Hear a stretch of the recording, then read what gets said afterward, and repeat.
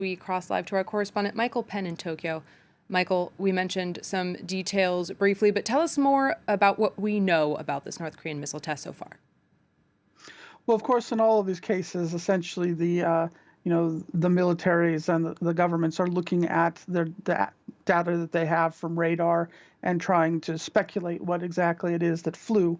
But as you mentioned, this particular missile flew rather high and for about 800 kilometers, and that you know, they have sort of judged that this is an intermediate range ballistic missile, which would be capable of essentially striking anywhere in Japan or even as far away as U.S. military bases in Guam, quite far out in the Pacific.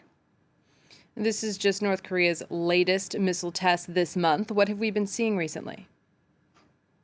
Right. Well, this is actually the seventh round of missile tests just this month.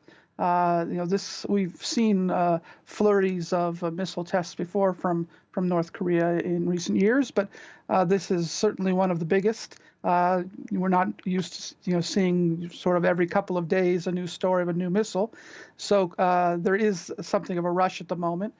There's speculation that this partially may relate to the fact that with the Beijing Olympics coming up, during that time, it's thought that North Korea will probably stop testing missiles so as not to annoy its important allies in Beijing.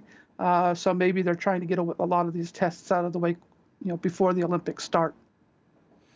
And as you mentioned, there have been flurries of missile tests in the past. South Korean authorities are saying this moment is reminiscent of 2017. Why that comparison?